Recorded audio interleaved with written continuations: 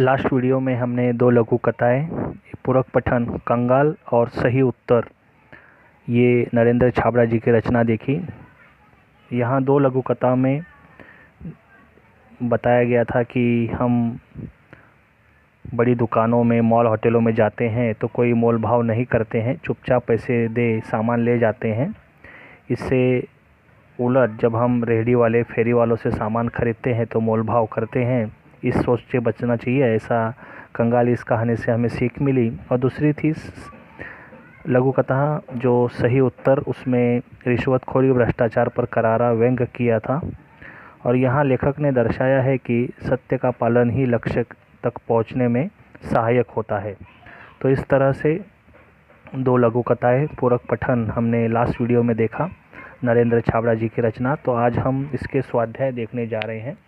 Page number 56 और 57 के स्वाध्याय हम देखेंगे। तो प्रश्न है, सूचना के अनुसार कृतियाँ कीजिए, इसमें संजाल पूर्ण कीजिए। गर्मी की विशेषताएं, तो इस पाठ में गर्मी की कौन कौन सी विशेषता बताई गई है। तो पहले हम लिख सकते हैं भीषणता। गर्मी की विशेषता है भीषणता, उसमें गर्मी में उमस होना, उसके बाद अंगारे सी तपन और लू चलना। तो इस तरह से प्रस्तुत पाठ में लेखक ने गर्मी की विशेषता बताई है। तो आप लिख सकते हैं, ये चारों उसके ऑप्शंस रहेंगे, इसका संजाल पूरा हो जाएगा। आगे हम देखेंगे क्वेश्चन नंबर 2, उत्तर लिखिए। इसमें मौसम ऐसा था, तो उसमें मौसम कैसा था ये क्वेश्चन पूछा गया है। तो इसके दो ऑप्शन हमें देना है, एक लीजा और घुटन भरा। मौसम ऐसा था, लीजा और घुटन भरा। और थर्ड है कारण लिखिए, युवक को पहले नौकरी न मिल सकी। इतना दिया है, क्यों नहीं मिल सकी, तो हर जगह भ्रष्टाचार और रिश्वतखोरी का बोलबाला था, इसलिए युवक को पहले नौकरी नहीं मिली। आखिरकार अधिकारियों द्वारा युवक का चयन कर लिया गया, तो सिलेक्शन किया गया था उनका। तो क्यों किया गया, अधिकारियों के विचार विमर्श के बाद उन्होंने सही उत्तर दे दिया था, इसलिए अधिकारियों ने उनको चयन कर लिया था, मतलब उनका सिलेक्शन कर लिया था। ये आंसर आप लिख सकते हैं। इसके आगे लेखक के मन परिवर्तन के कारण। अब कौन सा कारण था लेखक का मन परिवर्तन हो गया।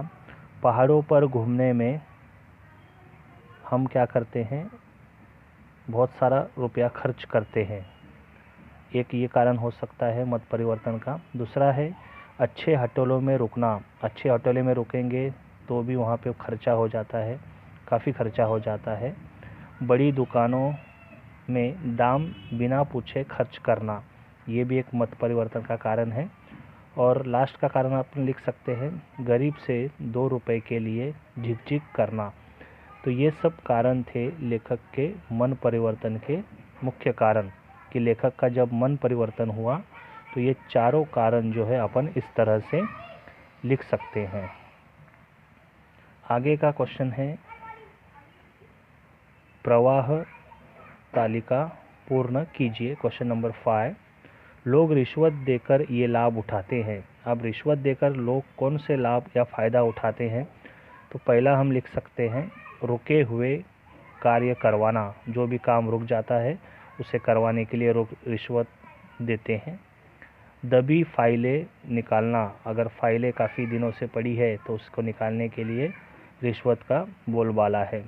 टलती हुई पदोन्नति करवाना, अगर हमारी प्रमोशन रुक गई है तो उसमें भी रिश्वत देकर उसका फ़ायदा उठाया जा सकता है। और आखिर हम लिख सकते हैं, रोकी गई नौकरी प्राप्त करना। अगर किसी की नौकरी नहीं लग रही है तो उसको रिश्वत देकर हम ये लाभ उठा सकते हैं। तो इस तरह से आप लोग रिश्वत देकर ये लाभ उठा सकते हैं, ऐसा इस पाठ के माध्यम से बताया गया है। आगे हम भाषा बिंदु में पेज नंबर 57 पे देखेंगे, अर्थ के आधार पर निम्न वाक्यों के भेद लिखिए। अब यहाँ पर वाक्य दिए हैं, उसका कौन सा अर्थ के आधार पर उसका भेद लिखना, पहचानना है। तो पहला है, क्या पैसा कमाने के लिए गलत रास्ता चुनना उचित है, प्रश्न चिन्ह। तो इससे हमें पता चलता है कि प्रश्न पूछा गया है, तो ये प्रश्नवाचक हो गया। इस वर्ष भीषण गर्मी पड़ रही थी। तो आप देखते हैं कि केवल विधान किया गया है, तो सिंपल सेंटेंस है, विधानवाचक वाक्य है। आप उन गहनों की चिंता न करें, तो इसमें निषेध बताया गया है, तो निषेधात्मक वाक्य है। सुनील जरा ड्राइवर को बुलाओ, तो इसमें आज्ञा दी गई है, तो ये आज्ञावाचक वाक्य है। अपने समय के लेखकों में आप किन्हें पसंद करते हैं, तो प्रश्न चिन्ह है, तो ये प्रश्नवाचक है। सैकड़ों मनुष्य ने भोजन किया, ये सिंपल सेंटेंस है, इसलिए विधानार्थक वाक्य है, विधानवाचक है। हाय कितनी निर्दयी हूँ मैं, तो ये इसमें आप देखेंगे हाय आया है, तो ये विस्मय आदि बोधक है। काकी उठो भोजन कर लो, तो इसमें किसी ने किसी को आज्ञा दी है, तो इसके लिए यह आज्ञावाचक शब्द भेद है आएगा इस वाक्य का। वह कैसी सुगंध है, तो इसमें आप देख रहे हैं कि विस्मय आ गया है, वह आ गया है, तो विस्मय बोधक वाक्य कहलाएगा। उसके बाद नंबर 10 है, तुम्हारी बात मुझे अच्छी नहीं लगी, तो अच्छी नहीं लगी, तो इसमें निषेध है, तो यह निषेधवाचक वाक्य कहलाता है। तो इस तरह से अर्थ के आधार पर हमें वाक्य दिए जाएंगे, तो उसका हमको क्या है, भेद, वाक्यों का भेद जो है पहचानना है। तो इस तरह से 10 वाक्य आपके सामने दिए गए हैं। तो पहला है प्रश्नवाचक, दूसरा विधानवाचक, तीसरा निषेधवाचक, चौथा आज्ञावाचक, पांचवा है प्रश्नवाचक, छठा है विधानवाचक, उसके बाद सातवां है विस्मयादिबोधक अव्यय, विस्मयादिबोधक वाक्य है। उसके बाद में 8 नंबर पे है आज्ञावाचक, 9 नंबर पे है वाह कैसी सुगंध है, तो इसमें विस्मयादिबोधक वाक्य है। उसके बाद 10 नंबर जो है तुम्हारी बात मुझे अच्छी नहीं लगी, तो अच्छी नहीं लगी, तो इसमें क्या है कि हम निषेध बताया जा रहा है। तो इस तरह से आपको अर्थ के आधार पर निम्न वाक्यों के भेद इस तरह से आपको लिखने हैं।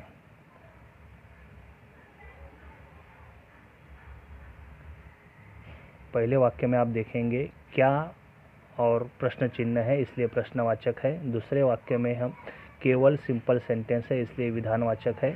तीसरे में आप देखेंगे कि आप उन गहनों की चिंता न करें मतलब निषेध बताया गया है। चौथे वाक्य में सुनील जरा ड्राइवर को बुलाओ, तो किसी ने किसी को आज्ञा दी है, इसलिए आज्ञार्थक वाच्य। 5 नंबर पे अपने समय के लेखकों में आप किन्हें पसंद करते हैं, प्रश्न चिन्ह है, किन्हें और प्रश्न चिन्ह आ गया। सैकड़ों मनुष्य से भोजन किया, तो विधानवाचक वाक्य है। इस तरह से आप लोग अर्थ के आधार पर वाक्य के भेद लिख सकते हैं।